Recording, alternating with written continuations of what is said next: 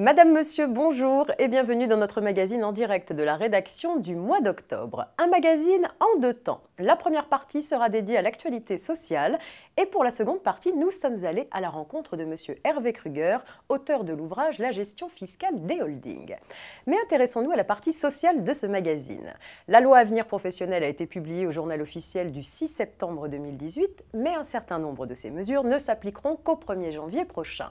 Formation professionnelle, financement, entretien professionnel, égalité professionnelle ou encore CDD, j'accueille sans plus attendre Frédérique Roseau, rédactrice en chef adjointe de la RF Sociale, pour faire le point sur les principales nouveautés pour l'entreprise. Bonjour Frédérique. Bonjour Marianne. Alors nous allons commencer ce tour d'horizon de la loi en détaillant des nouveautés relatives à la formation professionnelle. En premier lieu, on ne parlera plus dans l'entreprise de plan de formation, mais de plan de développement des compétences. Oui, c'est vrai que l'entreprise va devoir prendre de nouvelles habitudes puisqu'on passe du plan de formation au plan de développement des compétences. Alors, c'est un changement d'intitulé, certes, mais c'est aussi un changement de fond, puisque ce plan de développement des compétences n'aura plus à être construit par catégorie d'action, comme c'était le cas jusqu'à présent. L'employeur n'aura plus à distinguer entre, d'un côté, les actions d'adaptation au poste de travail ou liées à l'évolution ou au maintien dans l'emploi, et de l'autre côté, les actions de développement des compétences. Mais pour autant, il y aura bien une distinction à faire entre les formations. Ah oui, il y aura toujours une distinction à faire entre les formations. Maintenant, on va parler de formation obligatoire ou de formation non obligatoire. Alors, qu'est-ce qu'on entend par action de formation obligatoire? Eh bien, on entend une formation qui conditionne l'exercice d'une activité ou d'une fonction en application soit d'une convention internationale, soit d'une disposition législative, soit d'une disposition réglementaire. Ces actions de formation obligatoires, on va les considérer comme du temps de travail effectif et pendant que le salarié sera en formation, bien l'employeur va maintenir sa rémunération.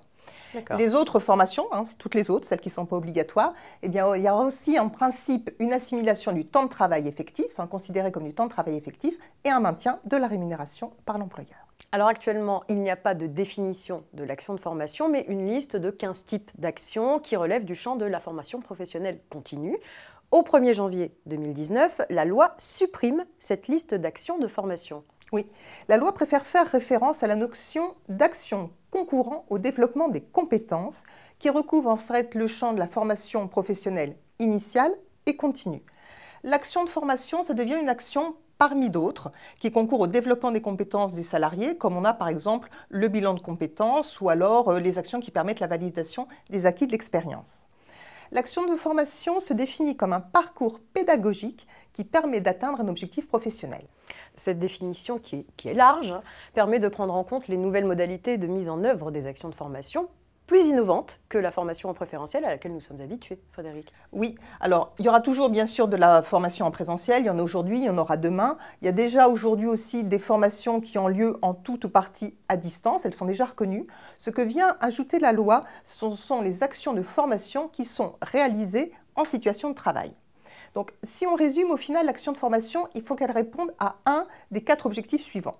Soit il s'agit d'assurer l'accès à l'emploi des personnes sans qualification ou sans contrat de travail. Soit l'adaptation au poste de travail, le maintien dans l'emploi, le développement des compétences et l'accès à une qualification plus élevée.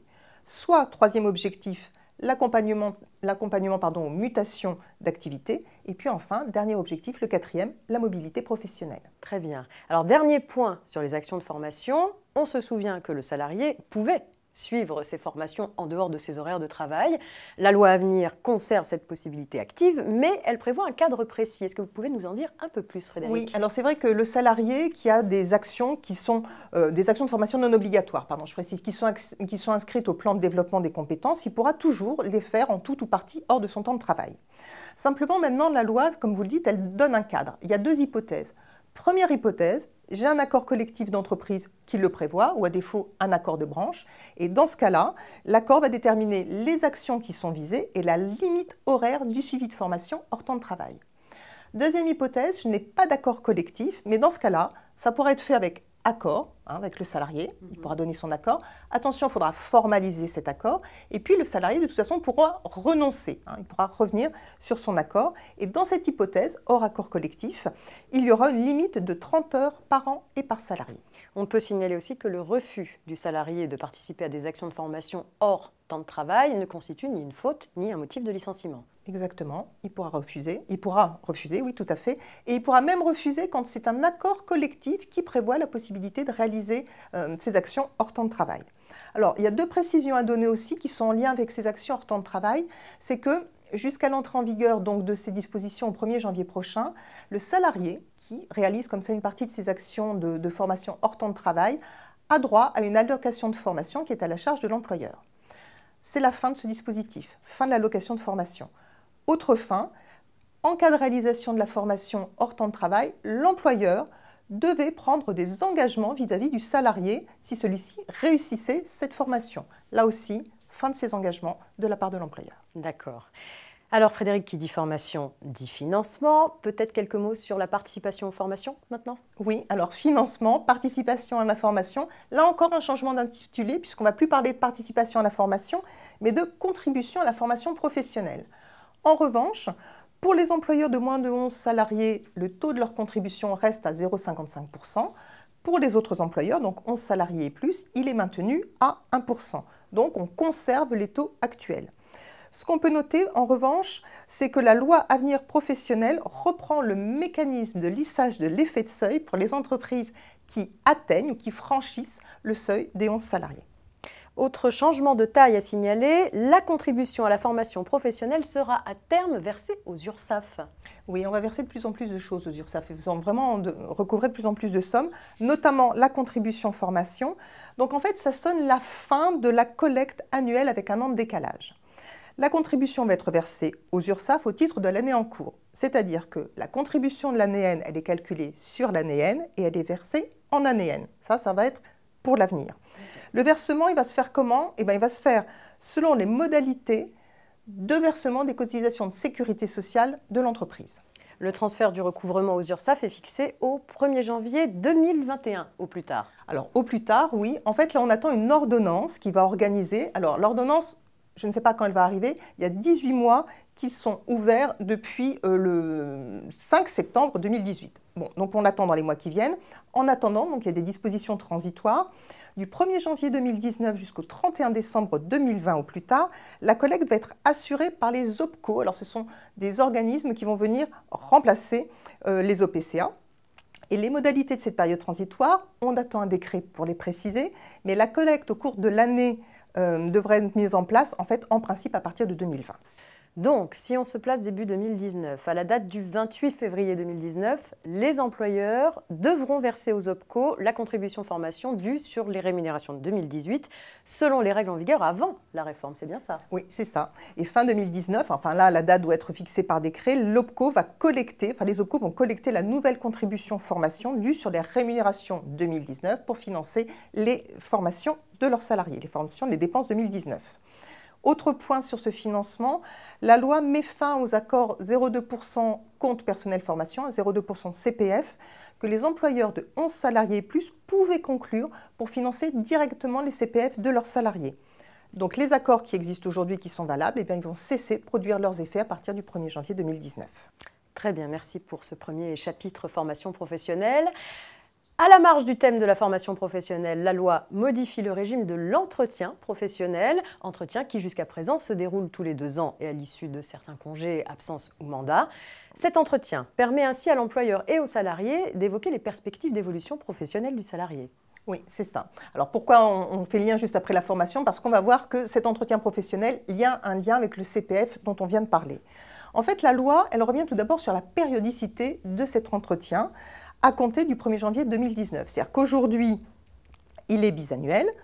À partir du 1er janvier 2019, il y aura la possibilité de conclure un accord collectif d'entreprise ou d'appliquer un accord de branche à défaut, accord qui va fixer une périodicité différente pour tenir compte des réalités de l'entreprise. Les entretiens, donc on a dit tous les 2 ans, et puis il y en a aussi un certain nombre qui doivent se dérouler lorsque le salarié revient de certains congés ou absences, comme vous l'avez dit, notamment le congé parental d'éducation, le congé de maternité, voire un mandat syndical. Jusqu'à présent, jusqu'à la fin 2018, lorsqu'on revient d'un tel congé, l'entretien professionnel a lieu après le retour de congé.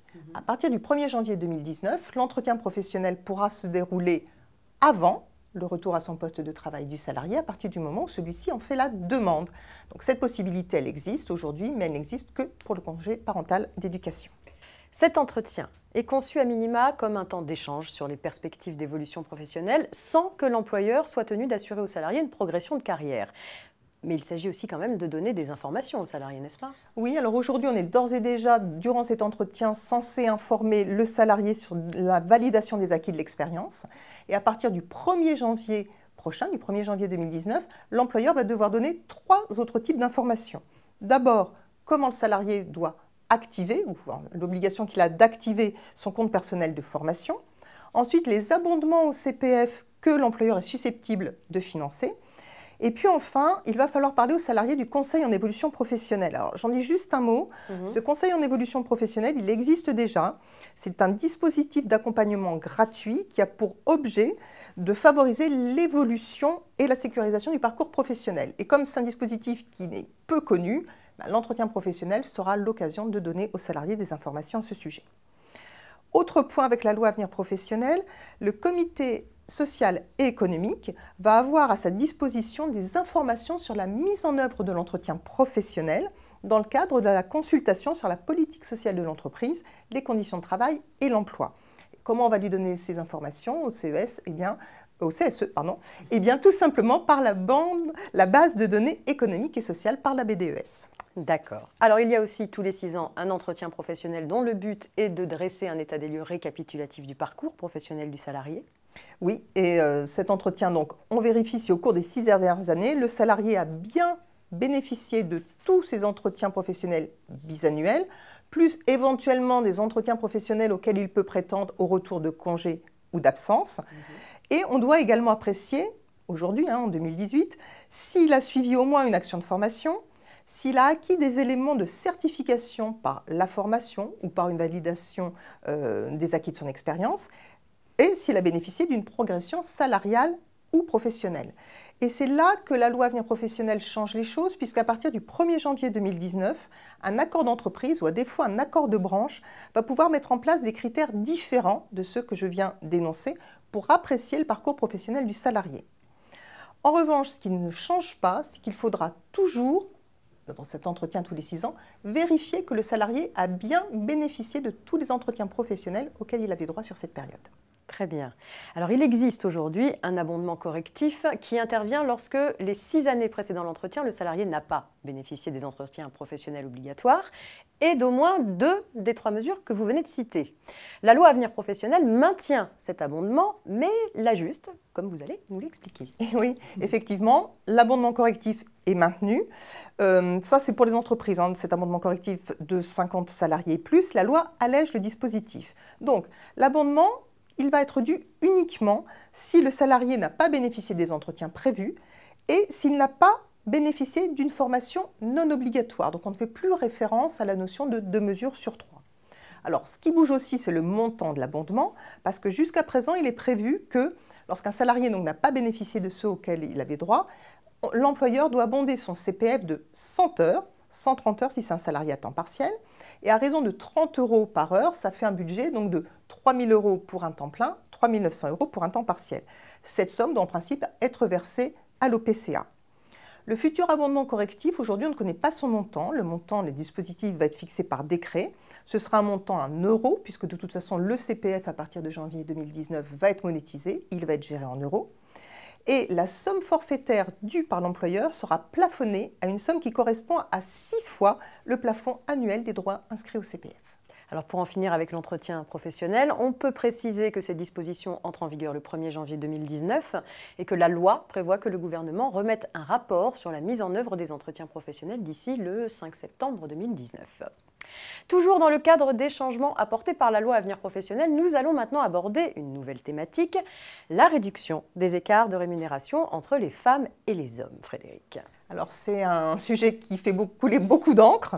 On s'est beaucoup comparé aux autres pays aussi. Alors bon, qu'est-ce qu'on va faire en France? Alors il y a déjà des mesures qui existent, mais on va ajouter une nouvelle touche à ces mesures, puisque la loi impose aux employeurs d'au moins 50 salariés un dispositif de mesure, de publication et de correction des écarts de rémunération entre les femmes et les hommes. La loi pose un principe général qui veut que tout employeur, quel que soit son effectif, doit prendre en compte un objectif de suppression des écarts de rémunération entre les femmes et les hommes.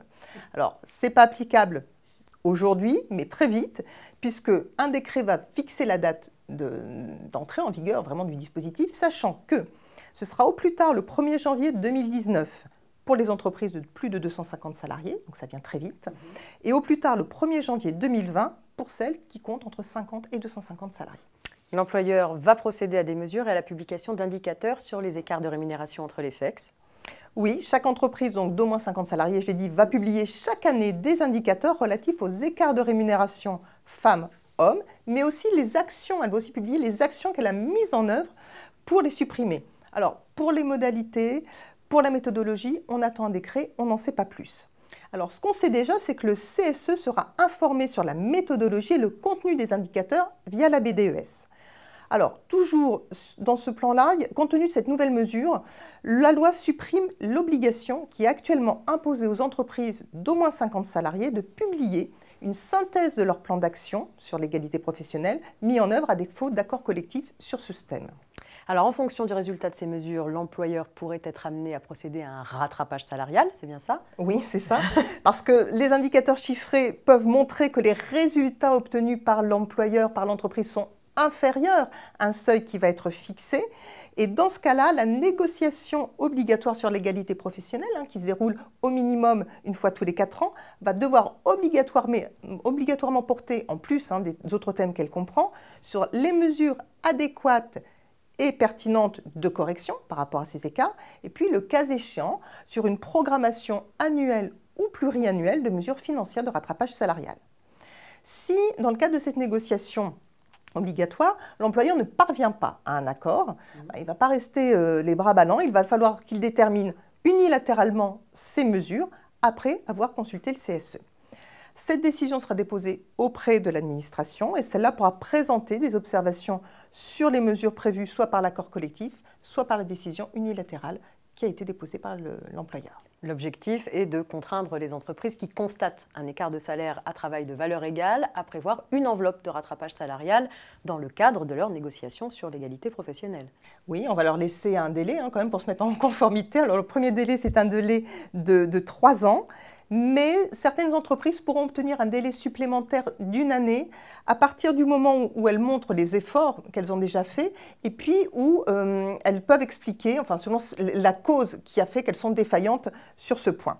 Mais une fois que les délais vont être passés, si les résultats de l'entreprise restent toujours sous ce niveau qui va être fixé par décret, l'employeur pourra se voir appliquer une pénalité financière qui va être fixée par l'autorité administrative, qui pourra aller jusqu'à 1% des rémunérations versées au cours de l'année civile précédant l'expiration du délai pour se mettre en conformité. En tout état de cause, les entreprises d'au moins 50 salariés qui n'ont pas conclu d'accord ou de plan d'action relatif à l'égalité professionnelle entre les femmes et les hommes, elles encourent une pénalité d'un montant maximum qui est identique à celui que je viens de citer, qui est prévu donc par la loi Avenir professionnel. L'entreprise pourrait-elle se voir appliquer cette dernière pénalité dans d'autres hypothèses? Oui, elle pourra se la voir appliquer dans 2 hypothèses. Si elle n'a pas publié les accords relatifs aux écarts de rémunération entre les femmes et les hommes et les actions qu'elle met en œuvre pour les supprimer, et si elle n'a pas programmé de mesures financières de rattrapage salarial en présence de ces inégalités. En revanche, la loi précise bien que les 2 pénalités, la nouvelle et l'ancienne, ne vont pas se cumuler. Bon, merci Frédéric. Pour conclure, vous avez souhaité évoquer un nouveau type de recours au CDD. Nous vous écoutons. Alors oui, parce que lui aussi a été assez médiatisé, c'est vrai qu'il est attendu dans pas mal d'entreprises. C'est la possibilité, mais qui va être offerte à titre expérimental en fait, par la loi Avenir professionnel, de remplacer plusieurs salariés dans le cadre d'un seul contrat à durée déterminée ou d'un seul contrat de travail temporaire. Cette possibilité, elle va être ouverte simplement dans certains secteurs d'activité à déterminer par décret et on n'a pas encore le décret. L'objectif qui est très pratique, c'est de permettre d'embaucher une personne en CDD à temps plein pour remplacer, par exemple, 2 salariés à temps partiel qui sont simultanément absents, ou alors pour remplacer des salariés qui sont successivement absents, comme par exemple pendant les périodes de congés payés. Alors attention par contre, la loi précise, mais ça c'est logique, on s'y attendait parce que c'est ce qui l'architecture aussi du système du CDD en France, ces CDD ne doivent pas avoir pour objet ou pour résultat de pourvoir durablement à un emploi qui est lié à l'activité normale et permanente de l'entreprise. Cette expérimentation, elle doit durer du 1er janvier 2019 au 31 décembre 2020. Merci Frédéric pour ce premier grand point sur la loi Avenir professionnel. Nous ne pouvions évidemment pas détailler toute la loi et ses implications aujourd'hui. Cela fera certainement l'objet d'un prochain magazine et l'occasion de nous revoir. En attendant, j'invite nos abonnés à suivre l'actualité sur nos revues et notre site pour toutes les précisions à venir dans les nombreux décrets attendus. Comme je vous l'ai annoncé au début de ce magazine, nous sommes allés à la rencontre de M. Hervé Kruger, auteur de l'ouvrage « La gestion fiscale des holdings ». Il répond aux questions de Stéphanie Auger. Bonjour Monsieur Kruger, alors avant tout, merci d'avoir accepté notre invitation. Vous êtes expert comptable, vous êtes également chargé d'enseignements fiscaux dans plusieurs universités et vous êtes l'auteur de l'ouvrage « La gestion fiscale des holdings » dont va paraître la 4e édition. C'est donc l'occasion de faire le point sur ce qui vous a amené à produire cette nouvelle édition. Et là, je vous propose de rentrer directement dans le vif du sujet. Avec l'abrogation de l'ISF et la mise en place de l'IFI, la holding animatrice a-t-elle vraiment un intérêt? Ou a-t-elle toujours un intérêt? C'est vraiment la question, effectivement, parce que la notion de holding animatrice, elle a vu le jour au départ avec l'ISF, l'impôt sur la fortune. D'ailleurs, à l'époque, c'était l'impôt sur les grandes fortunes. Hein. C'est une notion qui remonte à 1982, donc ce n'est pas tout jeune. Et on peut se demander finalement à quoi sert la holding animatrice avec l'abrogation de l'ISF. Est-ce que c'est une notion qui existe encore, même à la limite? Alors c'est vrai que c'est donc cette notion qui est apparue pour protéger finalement les contribuables, leur octroyer l'exonération des biens professionnels alors même qu'ils détenaient leur société d'exploitation par l'intermédiaire d'une holding, hein, donc ça avait un intérêt. C'est une notion qui est venue par la doctrine administrative, c'est une notion qui n'était pas du tout dans la loi à l'origine. Mais c'est une notion qui, en quelque sorte, a fait tache d'huile, si vous me passez l'expression, dans le Code général des impôts, parce que c'est une notion qu'on met maintenant à toutes les sauces. Hein. Partie d'une notion purement administrative qui concernait l'impôt sur la fortune, ça a été passé dans la loi, et c'est devenu une notion vraiment très importante, notamment pour le pacte Dutreil. Hein, Dieu sait si le pacte Dutreil, c'est une notion importante pour la transmission des entreprises. Ça octroie quand même une exonération de 75% de la valeur des titres transmis, c'est considérable. Donc, si vous si vous transmettez à vos enfants, par exemple, une société avec pacte Dutreil, si vous transmettez une holding, vous avez tout intérêt à ce que cette holding soit une holding animatrice pour obtenir à plein les avantages. Donc rien qu'avec le pacte Dutreil, la notion de holding animatrice a toute son importance. Mais vous avez d'autres aspects, parce que je vous disais que cette holding animatrice faisait en quelque sorte tache d'huile. Vous avez, pour les personnes physiques qui cèdent des titres de holding,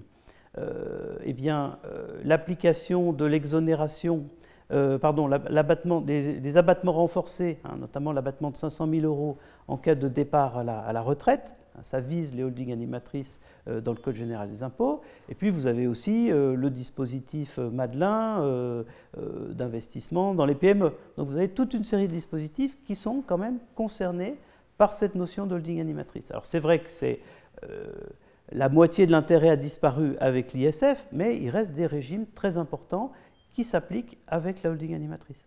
Alors qu'en est-il des holdings et de l'impôt sur la fortune immobilière? Alors c'est la grande question, hein, c'est la principale nouveauté, j'allais dire même de cette 4e édition, c'est la disparition de l'ISF. Alors il ne faut pas enterrer l'ISF trop rapidement parce qu'il peut y avoir des contrôles fiscaux hein, sur les aspects ISF. Et je rappelle que la notion de bien professionnel, la Cour de cassation l'a bien précisé. Pour la notion de bien professionnel, donc holding animatrice, etc., la prescription est la prescription de 6 ans. Hein, donc on peut entendre parler d'ISF pendant encore quelques temps. Enfin bon, tournons la page. Désormais, c'est l'IFI. Alors l'IFI a une philosophie complètement différente, puisque la valeur des titres est intégrée dans la fortune, mais en tant que cette valeur de titre représente la valeur de biens immobiliers détenus par les sociétés. Alors là, il peut y avoir plusieurs cas de figure. Le premier cas de figure, c'est le cas des biens immobiliers qui sont détenus directement dans les sociétés, et notamment par l'intermédiaire d'une société holding. Dans ce cas-là, comment est-ce qu'on les exonère? Alors, si ce sont des biens immobiliers d'exploitation, normalement, ils sont exonérés. Les biens qui seraient détenus par une holding, eh bien, dans quelle mesure sont-ils exonérés? Ils sont exonérés lorsqu'ils sont donnés en location ou mis à disposition des filiales contrôlées. Alors là, c'est plus intéressant que du temps de l'ISF, parce que du temps de l'ISF, la doctrine administrative nous disait clairement on exonère à hauteur du pourcentage de détention. Autrement dit, une holding détenait 80% des titres de sa filiale, lui donnait en location un immeuble, et bien théoriquement, l'immeuble n'était exonéré qu'à hauteur de 80%, pour ce que peu de gens connaissaient, mais qui pouvait être assez défavorable. Désormais, le texte nous dit, dès lors que vous contrôlez la société à laquelle vous donnez en location l'immeuble, l'immeuble est exonéré. Donc ça, c'est intéressant. Alors, vous avez un autre cas de figure qui arrive très souvent dans le cas des PME, notamment des PME familiales, etc. C'est le cas où l'immeuble est resté dans le patrimoine privé des actionnaires ou dirigeants. Bon. Alors, soit directement, soit dans le cadre d'une SCI. Alors là, qu'est-ce qui va se passer? L'immeuble va être donné en location aux sociétés d'exploitation. Là, on revient sur ce concept de holding animatrice qui est très important parce qu'il faut que cet immeuble soit donné en location, un peu comme dans le temps avec l'ISF, et ça, là aussi, on ne savait pas forcément toujours, à la société pour laquelle on revendique l'exonération.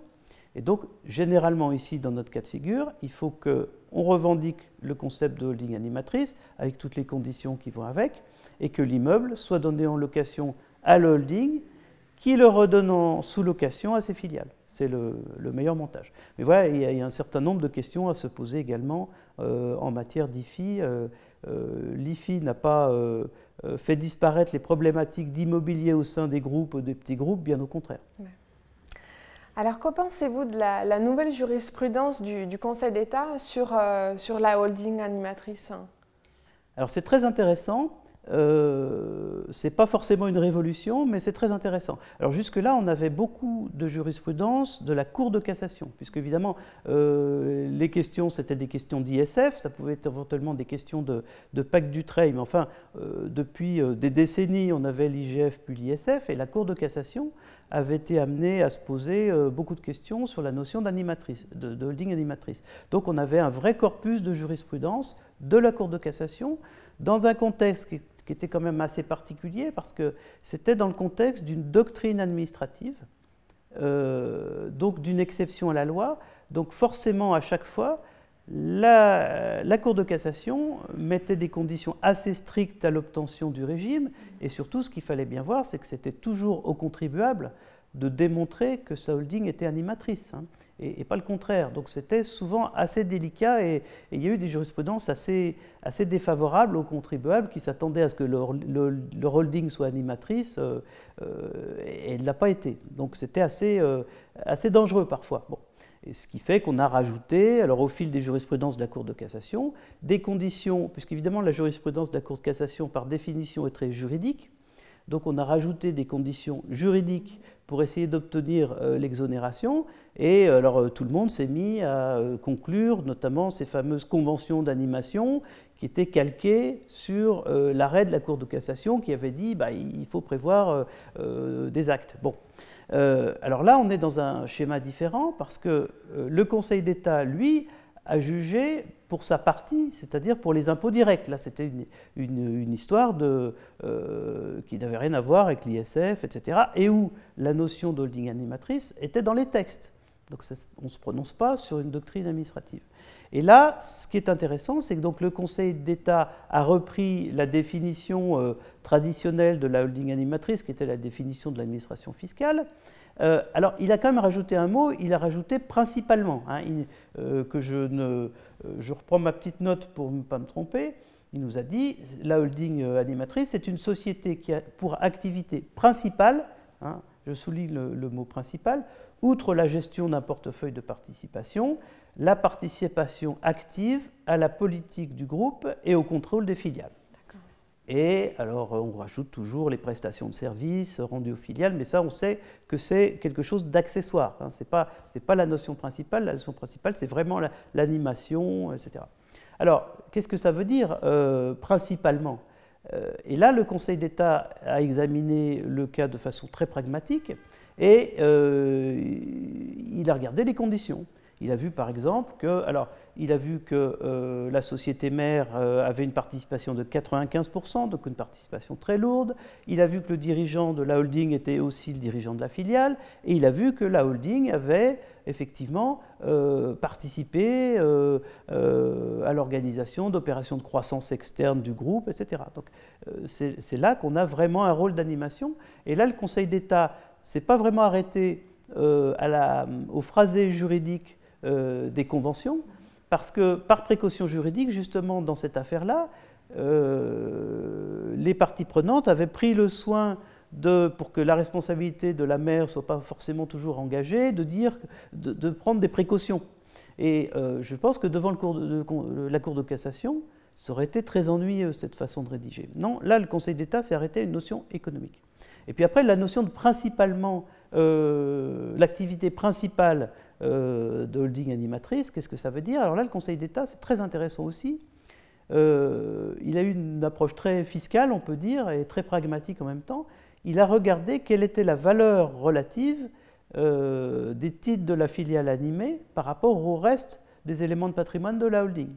Et là, il s'est aperçu que la valeur des titres représentait 56% de la valeur de l'actif de la holding, et encore parce qu'il y avait eu des distributions, etc., et que donc, en général, l'essentiel du patrimoine de la holding, c'était la filiale animée.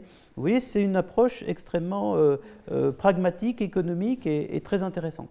Est-ce que ça va révolutionner la question? Alors, au moins, on sait comment ce que le Conseil d'État estime est une holding animatrice. Donc déjà, pour les impôts directs, c'est intéressant. Mais je ne pense pas que ça modifie fondamentalement la position de la Cour de cassation, qui a son approche à elle, qui est une approche qui a été élaborée depuis 30 ans. Cela étant, l'une et l'autre jurisprudence peuvent un peu s'influencer, on peut l'espérer. Alors, passons aux titres de participation. Y a-t-il des nouveautés sur le traitement fiscal des titres de participation et leur imposition des dividendes? Ah oui, alors ça, c'est vrai que c'est important, puisque une holding, par définition, c'est une société qui détient des titres. C'est fait pour ça, donc il faut se poser des questions sur le traitement de ces titres.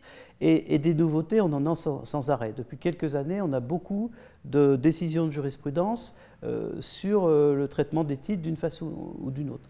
Alors il y a deux aspects. Il y a d'abord la notion de titre de participation.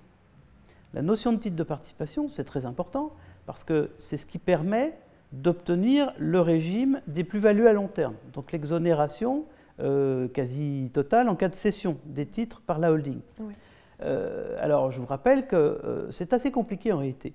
Pour être des titres de participation, il faut que les titres revêtent cette qualité sur le plan comptable, donc le droit fiscal renvoie au droit comptable, et par ailleurs être détenus depuis au moins 2 ans. Bon. Mais cela étant, le Code général des impôts rajoute une possibilité pour les titres qui n'auraient pas vraiment la qualité comptable de titres de participation, mais qui pourraient avoir le droit au régime mère-fille. Et là, alors, on a la possibilité d'obtenir donc le régime des plus-values à long terme, mais ce sont des quasi-titres de participation, parce que là, il y a une option fiscale, il faut les inscrire en tant que titres relevant du régime du long terme. Donc vous avez une option de la part de l'entreprise. Alors tout ça, c'est très important, parce qu'il peut y avoir des difficultés, et notamment des difficultés avec l'administration fiscale. Est-ce qu'on a mis dans la bonne rubrique, etc. Là, on a eu notamment un arrêt du Conseil d'État. C'est un arrêt Vivendi du 29 mai 2017 qui insiste sur le fait que le fait d'inscrire en titre de participation ou pas peut relever d'une erreur comptable. L'administration insistait lourdement sur le fait que c'était une option, qui vous était toujours opposable, c'était quasiment une présomption irréfragable. Et là, le Conseil d'État nous dit non, on peut éventuellement corriger ces erreurs comptables. Alors, il ne faut pas non plus se faire trop d'idées, parce que, en revanche, en ce qui concerne les autres titres, ceux qui sont assimilés, les titres relevant du régime du long terme, mais qui ne seraient pas comptablement des titres de participation, là, si vous les avez inscrits dans une rubrique, ça vous est opposable. Ce serait trop facile de dire, si j'ai des moins-values, ça m'intéresse que ce soit des titres de placement parce que je pourrais déduire la moins-value, alors que si c'est des titres si c'est une plus-value, je veux que ce soit des titres de participation parce que je veux que la plus-value soit exonérée. Donc là, il y a une vraie option comptable qui est toujours opposable. Alors il y a un autre arrêt assez amusant qui est à signaler, c'est le cas de titres qui ont été vendus par une société qui les détenait depuis des décennies, mais qui ne les avait jamais inscrits à l'actif. Ça, c'est un peu paradoxal, c'est un peu bizarre, mais ça s'expliquait parce que c'était des titres de société civile et on avait très peu de... Vous savez, souvent le capital des sociétés civiles est ridicule, là c'était 100 francs, donc ça fait à peu près 15 €. Et évidemment, les 15 € étaient passés à la trappe dans la comptabilité, personne n'avait pensé à les activer. Et là, la société a revendu ces titres de participation, enfin ce qu'elle estimait être des titres de participation parce qu'elle avait 100% du capital, pour une valeur de 3 millions €. Et donc ce qu'elle a fait, c'est qu'elle a inscrit à son actif, pour que ce soit vraiment un actif, les titres, et quasiment le lendemain, elle les a revendus en revendiquant le régime du long terme. Évidemment, l'administration a dit, ces titres n'ont jamais été inscrits 2 ans au bilan. Et là, le Conseil d'État a dit non, il faut regarder plus loin et constater qu'effectivement, ces titres sont réellement détenus depuis plus de 2 ans, et les actes de constitution, les statuts, etc., le démontrent. Donc ça, c'est intéressant. Alors l'autre aspect, donc on vient de parler du classement des titres, du moyen ou long terme, etc. L'autre question, c'est les dividendes. C'est bien celle-là que vous m'avez posée. Alors ça, c'est le régime mère-fille. On a aussi beaucoup de jurisprudence sur le régime mère-fille, notamment parce que c'est un régime qui maintenant dépend d'une directive européenne. Donc il y a beaucoup de choses qui se passent et beaucoup de jurisprudence à la lumière des directives européennes. Alors là, il y a eu plusieurs choses.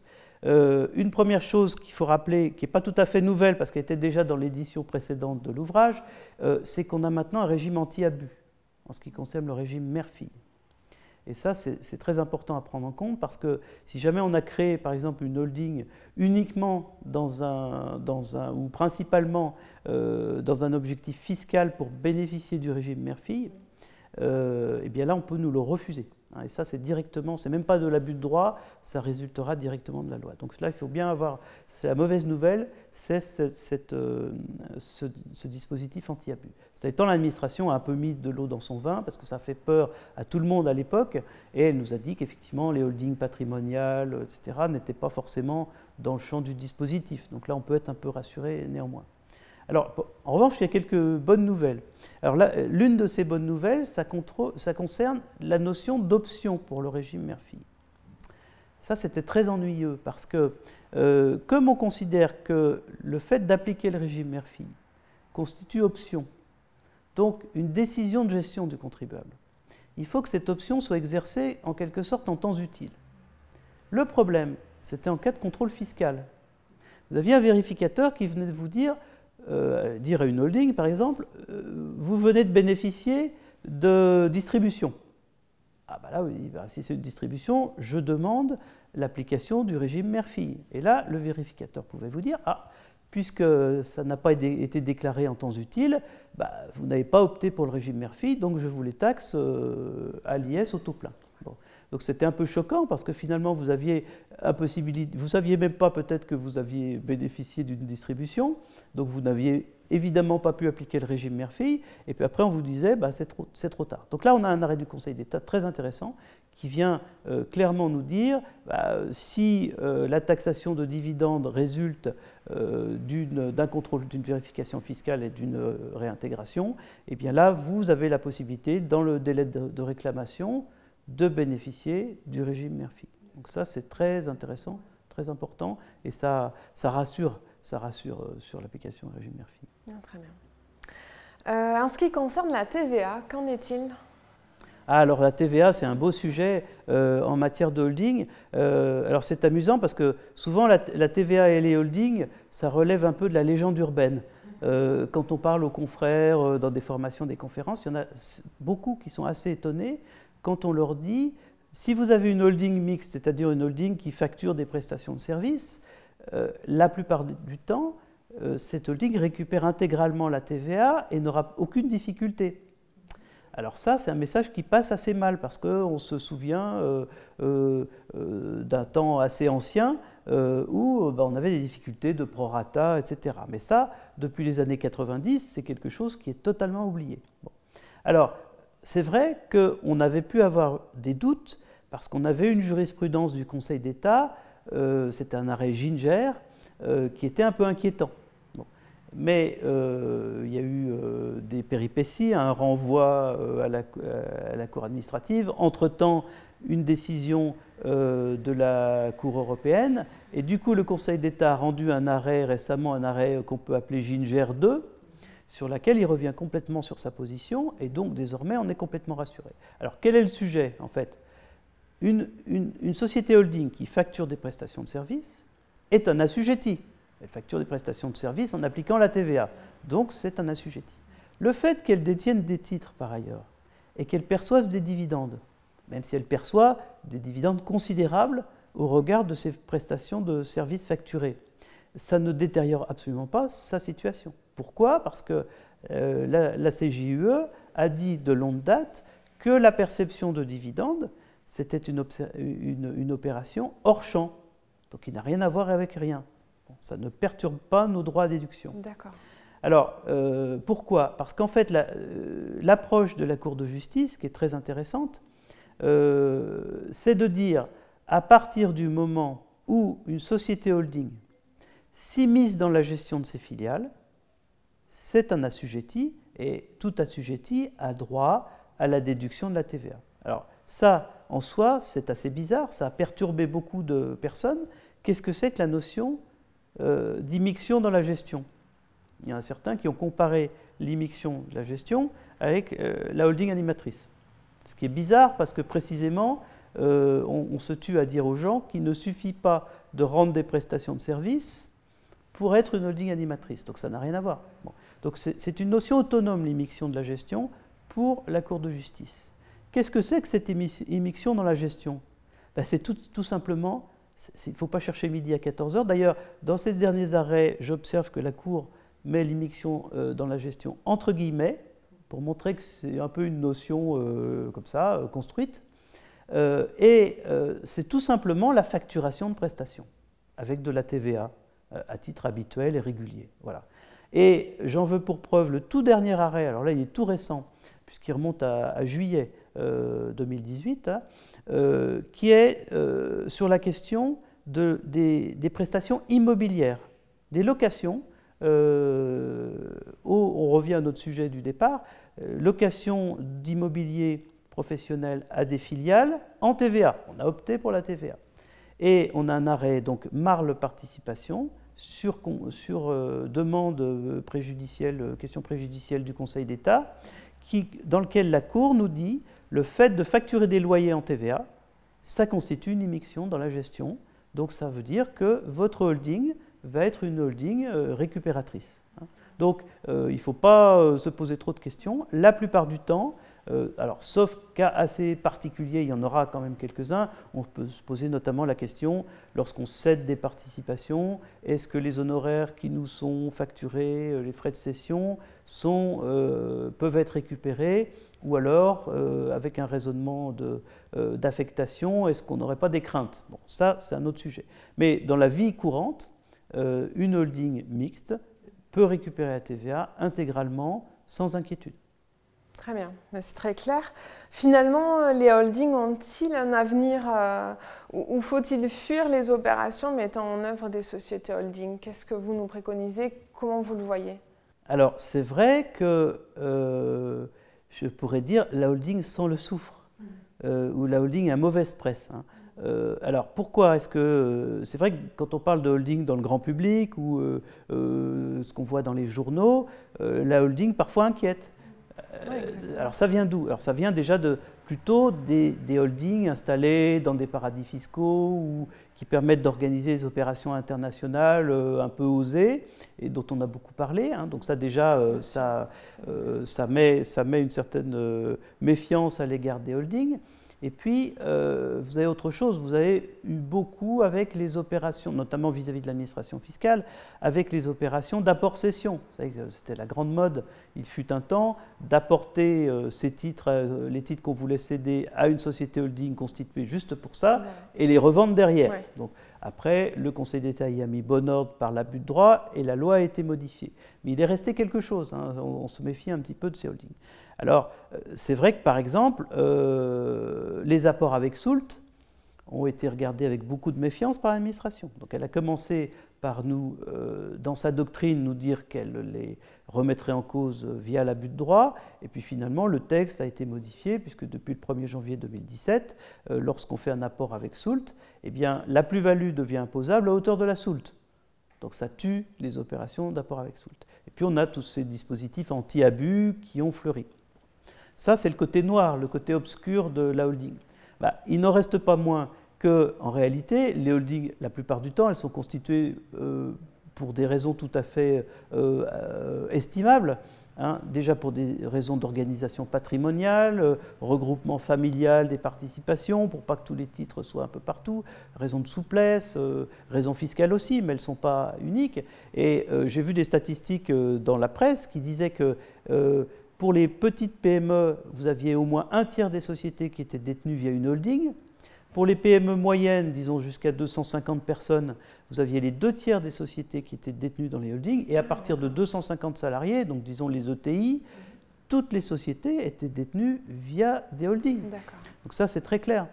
Alors, vous avez des avantages quand même incontestables pour les holdings, notamment lorsque vous rachetez une société, vous avez besoin de faire remonter les dividendes pour payer la banque, de déduire les frais financiers, etc. Donc la holding de reprise est impossible à éviter. Et d'ailleurs, il y a quelques années, vous aviez une réponse ministérielle, puisque le ministre des Finances à qui on demandait pourquoi il n'y a pas plus d'incitation fiscale à la reprise d'entreprise, quelle a été sa réponse? C'était ça existe, c'est la holding. Vous constituez une holding et vous optez pour l'intégration fiscale, vous avez votre régime. Donc les pouvoirs publics eux-mêmes, à l'époque, incitaient à la création d'un holding. Donc la holding est vraiment à conseiller, alors au début et à la fin, quand vous acquérez une entreprise, mais aussi quand vous cédez une entreprise, parce que là le régime des plus-values, surtout si vous voulez le réinvestir, est plus favorable. Je continue de conseiller la holding. Très bien. Eh bien, merci pour cet échange. C'est toujours un plaisir de vous accueillir. Merci à vous. Vraiment ravie. Je vous rappelle que votre ouvrage donc, est disponible en librairie. Il est aussi disponible sur notre boutique en ligne, donc la boutique de la revue Fiduciaire. À très bientôt. À bientôt. Au revoir. C'est la fin de cette édition, merci de votre attention. Avant de nous quitter, je vous rappelle que notre catalogue formation 2019 est maintenant disponible, je vous invite à le consulter en ligne. Quant à nous, on se retrouve bien évidemment le mois prochain pour un nouveau rendez-vous avec les experts du groupe Revue Fiduciaire.